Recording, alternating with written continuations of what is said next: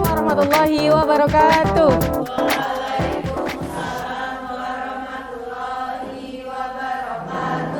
Semangat pagi. Pagi. Bagaimana kabarnya hari ini? Alhamdulillah, luar biasa. Allahu Akbar. Untuk mengawali pembelajaran pada pagi hari ini, marilah kita buka dengan berdoa terlebih dahulu. Silakan untuk ketua kelasnya memimpin doa. Sebelum pembelajaran dimulai, marilah kita berdoa terlebih dahulu. Berdoa mulai. Billahi robba wa bil islami dina wa bi muhammadin nabiyya wa rasulah. Ke Ibu presensi terlebih dahulu ya. Afifah Nur Aziza, Andina, Davina, Ella. Anak-anak, hari ini kita akan mempelajari tentang hadas dan najis. Tujuan dari pembelajarannya adalah peserta didik dapat memahami kaifiyah toharoh. Setiap kelompok menyusul hasil pengamatan dalam bentuk peta konsep ya. Yang kedua, peserta didik dapat mempraktikkan tata cara toharoh. Untuk menambah semangat kita pada pagi hari ini, Ibu akan memberikan ice breaking terlebih dahulu. Perhatikan perintahnya ya. Perintahnya adalah lakukan apa yang Ibu perintahkan. Paham ya? Lakukan apa yang Ibu perintahkan. Oke, sekarang angkat tangan kanan. Oke, tangannya diputar. Taruh di dagu. Ayo. Dagu mana? Ayo, ternyata Elsa naruhnya di mana tadi? Dagu itu mana? Ingat. Oke, kemarin kita sudah membahas tentang wudhu dan juga toharoh, tapi belum lengkap. Maka kita untuk hari ini kita membahas tentang apa itu najis dan juga hadas yang menyebabkan kita untuk wudhu. Jadi kalau pembelajaran kemarin kita sudah membahas wudhu, nah sekarang apa saja sih yang menyebabkan orang itu untuk wudhu? Begitu ya? Baik, apa yang kalian ketahui tentang hadas? Oke, wanita. Hadas adalah keadaan tidak suci yang mengenai seorang muslim sehingga menyebabkan terhalangnya orang itu melakukan sholat atau tawaf. Oke, baik, bagus sekali. Lalu apa yang kalian ketahui tentang najis? Oke, Rahma. Najis adalah apa saja yang dipandang kotor dan menjijikan yang dapat menghalangi sahnya sholat dan tawaf. Oke, apa saja yang dianggap kotor yang dapat menghalangi sahnya sholat dan tawaf. Oke, bagus sekali. Baik, sekarang ada sebuah permasalahan. Jadi permasalahannya begini. Ada seorang bayi yang laki-laki yang berumur itu belum ada 2 tahun, jadi umurnya 3 bulan. Itu ketika sedang dipangku oleh ibunya, itu ternyata dia kencing. Nah, pada waktu itu ibunya itu akan melaksanakan sholat duhur. Kira-kira apa yang harus dilakukan oleh ibunya? Ada yang tahu tidak? Wudhu. Terus ganti baju. Apalagi bersih-bersih, sholat. Oke. Nah, karena permasalahannya seperti itu, ternyata tadi jawabannya masih kurang tepat. Maka kita akan mempelajari nih, bagaimana seorang ibu itu nanti ketika terkena air kencing anak laki-laki, apa yang harus dilakukan. Begitu ya.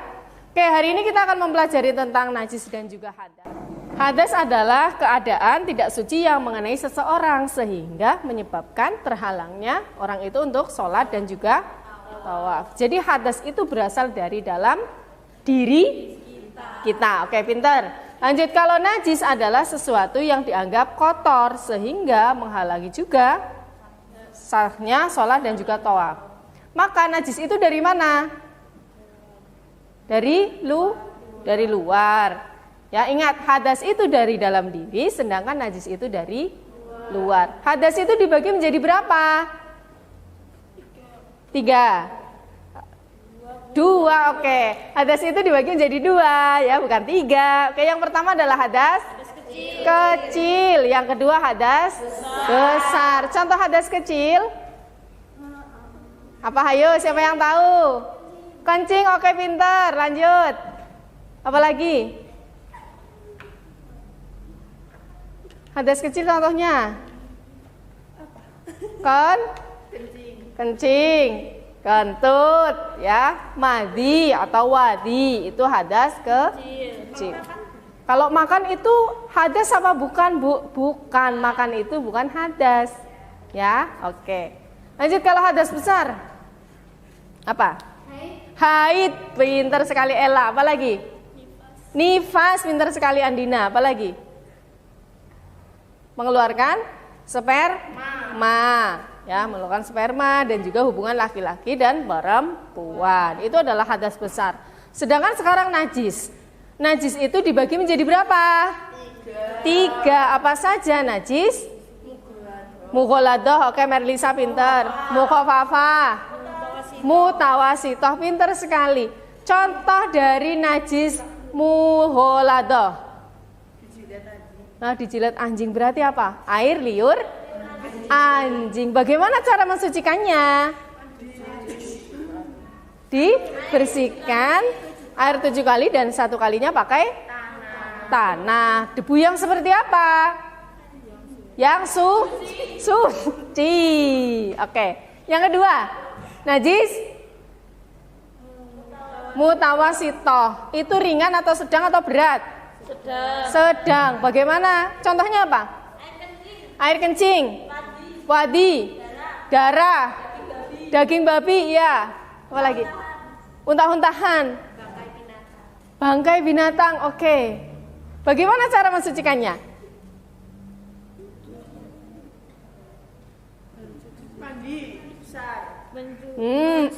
Mencucinya sampai bersih, sampai hilang warna dan baunya serta rasanya. Rasanya seperti apa?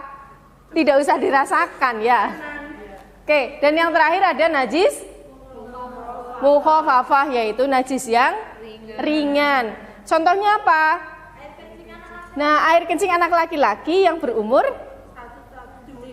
sebelum 2 tahun yang hanya baru minum air susu ibunya. Tadi yang seperti apa yang kita contohkan di awal. Bagaimana cara mensucikannya?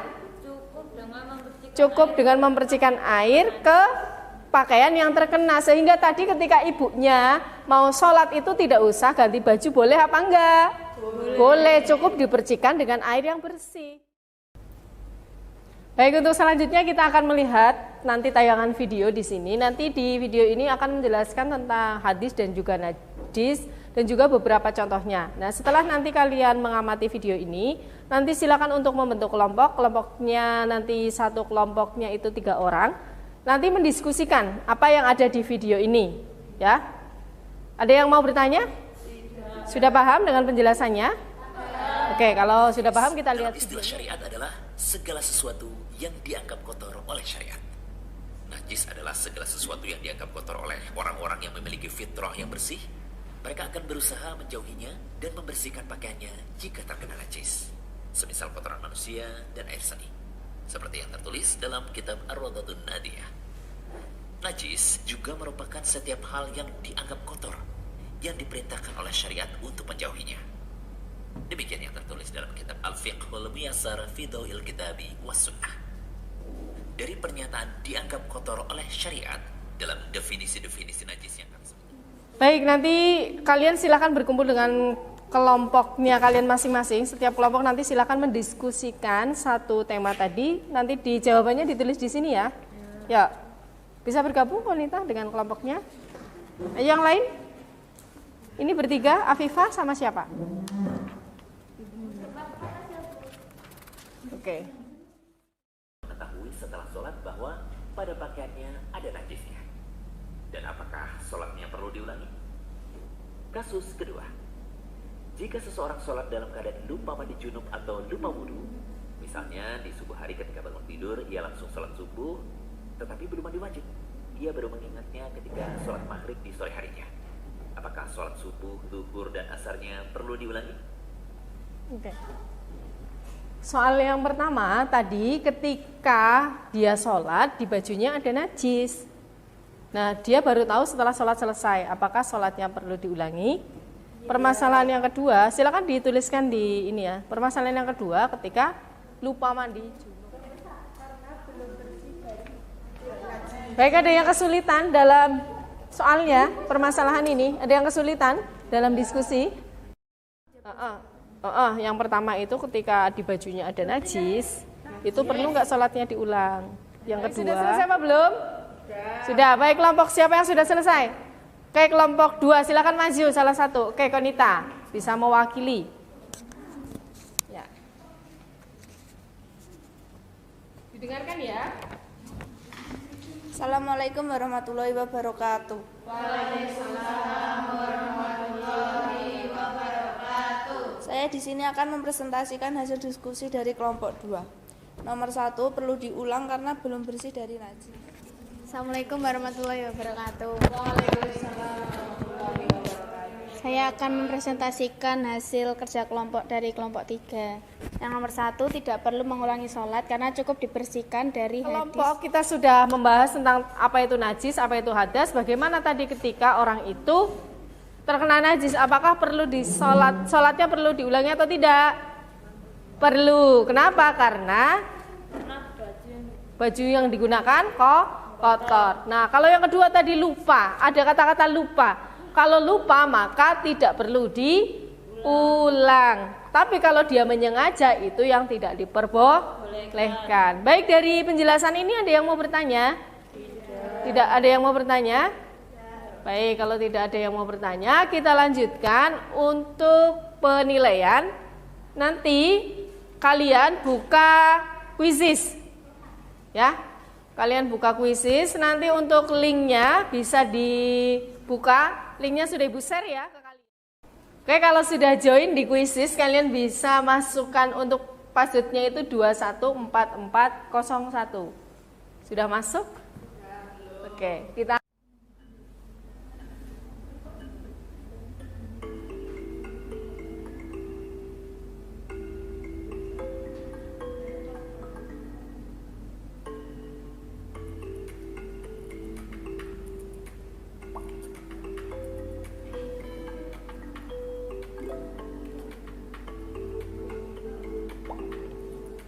baik, ini sudah berakhir.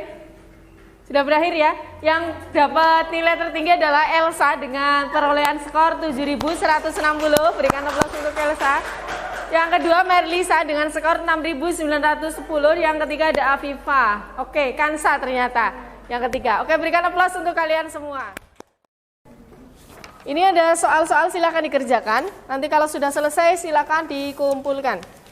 Yuk, jangan lupa identitasnya ditulis, nama dan kelasnya jangan lupa ditulis ya. Oke.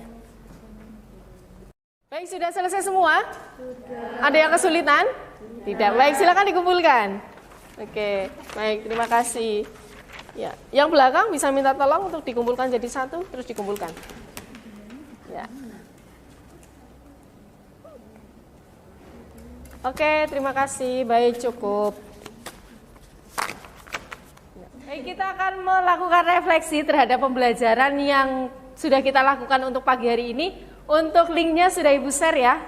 Untuk linknya sudah Ibu share yang bawah itu. Silakan diisi pendapat kalian. Bagaimana pendapat kalian tentang pembelajaran hari ini? Silakan diisi. Oke, refleksi pembelajaran hari ini sudah dikirim lewat link ya. Yang pertama, senang dan seru. Seru sekali. Saya senang Bu banyak kuisnya, saya senang Bu banyak kuisnya, saya senang bermain kuis, next time kuisnya ya Bu serta hadiahnya. Oke, baik, bisa disiapkan ya. Saya senang Bu banyak kuisnya, alhamdulillah pembelajaran pada pagi hari ini lebih seru daripada pembelajaran yang sebelumnya. Baik, kita bahas lagi tadi, najis itu apa? Segala sesuatu yang dianggap kotor. Yang kedua, hadas itu? Oke, yang menyebabkan terhalangnya sholat. Najis itu dibagi menjadi berapa tadi? 3. Ada apa saja? Mughaladah, mukhafafah, dan mutawasito. Dan yang terakhir, tadi hadas itu dibagi menjadi berapa? Baik, dari penjelasan Ibu hari ini ada yang mau bertanya? Tidak. Baik, untuk pembelajaran selanjutnya kita akan membahas tentang tayamum dan juga mandi besar. Baik, kalau tidak ada yang mau bertanya, mari kita tutup dengan bacaan hamdalah bersama-sama. Alhamdulillahirabbil alamin. Assalamualaikum warahmatullahi wabarakatuh.